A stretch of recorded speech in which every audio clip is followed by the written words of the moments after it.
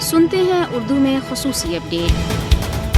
کل جماعتی حریت کانفرنس نے مقبوضہ علاقے کے تمام شعبۂ زندگی سے تعلق رکھنے والے افراد کے خلاف طاقت کے وحشانہ استعمال کی شدید مذمت کرتے ہوئے مزاحمتی تحریک کو اس کے منطقی انجام تک پہنچانے کے حریت پسند کشمیریوں کے غیر متزلزل عزم کا اعادہ کیا۔ کل جماعتی حریت کانفرنس کے ترجمان نے سری نگر میں جاری ایک بیان میں کہا ہے کہ بھارت کے جبری اور غیر قانونی قبضے سے آزادی کشمیری عوام کی واحد ترجیح ہے اور بھارتی فوج کے سامنے ہتھیار ڈالنے کا سوال ہی پیدا نہیں ہوتا۔ انہوں نے مقبوضہ جموں کشمیر میں قابض بھارتی فورسز کی طرف سے وسیع پیمانے پر جاری نسل کشی اور انسانی حقوق کی بدترین خلاف ورزیوں پر گہری تشویش کا اظہار کرتے ہوئے کہا ہے کہ یہ اقوام متحدہ کی اخلاقی اور قانونی ذمہ داری ہے کہ وہ حریت پسند کشمیری عوام کی نسل کشی کو روکے اور بھارت پر دباؤ ڈالے کہ وہ انسانی اقدار اور حقوق کا احترام کرے جس کی ضمانت 1948 کے انسانی حقوق کے چارٹر میں دی گئی ہے۔ حریت رہنما اور ڈیموکریٹک پولیٹیکل موومنٹ کے چیئرمین خواجہ فردوس نے پارٹی کے جنرل سیکرٹری پیر ہلال احمد پر کالا قانون پبلک سیفٹی ایکٹ لاگو کیے جانے اور انہیں بدنام زمانہ کوٹ بلوال جیل جموں منتقل کیے جانے کی شدید مذمت کی۔ سری نگر میں جاری ایک بیان میں انہوں نے کہا ہے کہ قابض حکام نے پیر ہلال احمد کو بلا جواز گرفتار کرنے کے بعد خرابی صحت کے باوجود ان پر وحشانہ تشدد کیا۔ انہوں نے کہا کہ بھارت مقبوضہ جموں کشمیر میں عوام کی آواز کو دبانے کے لیے اونچے ہتھ کنڈے استعمال کر رہا ہے، تاہم وہ اپنے حق کی خود ارادیت کے مطالبے سے کبھی دستبردار نہیں ہوں گے۔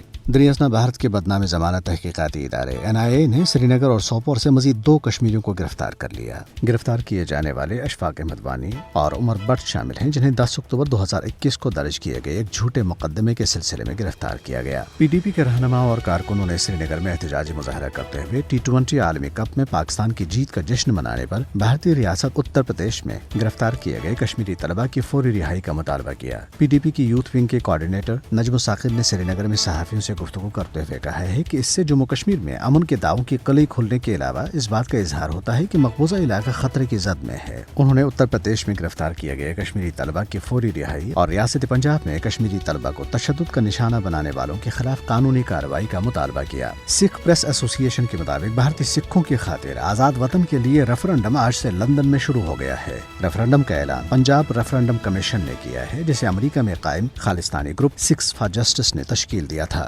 بعد ازاں امریکہ، کینیڈا، آسٹریلیا اور بھارتی پنجاب سمیت دیگر ممالک میں بھی ریفرنڈم ہوگا۔ یونیورسٹی آف ساؤدرن کیلیفورنیا میں مقیم کمیشن کے چیئرمین M. ڈین واٹرز نے واضح کیا ہے کہ کمیشن کا کردار بین الاقوامی اصولوں کے مطابق ریفرنڈم کرانے میں سکھس فار جسٹس کی مدد کرنا ہے۔ بھارتی ریاستوں آسام اور میزورم کے درمیان متنازع سرحد پر بم کے ایک دھماکے کے بعد دونوں ریاستوں میں ایک بار پھر کشیدگی پیدا ہو گئی ہے۔ آسام کے ایک پولیس آفیسر نے بتایا ہے کہ میزورم کے ایک پولیس اہلکار کو موقع پر گرفتار کر لیا گیا ہے، جس نے آسامی چوکی کے نزدیک بم نصب کرنے کا اعتراف کر لیا۔ یاد رہے کہ 3 ماہ پہلے دونوں ریاستوں کی پولیس کے درمیان مسلح جھڑپوں میں آسام کے 6 پولیس اہلکاروں سمیت 7 افراد مارے گئے تھے۔ بھارت میں نیشنل کرائم ریکارڈ بیورو کی تازہ ترین رپورٹ میں اعداد و شمار سے یہ بات سامنے آئی ہے کہ ملک کے خلاف جرم کے نام پر درج مقدمات کی تعداد میں اضافہ ہو رہا ہے۔ سب سے زیادہ مقدمات 4.5 کروڑ مسلم آبادی والی ریاست UP میں قائم کیے جاتے ہیں، جس کے وزیر اعلیٰ ایک انتہائی کٹر اور مسلم دشمن ہندو لیڈر آدتیہ ناتھ ہے۔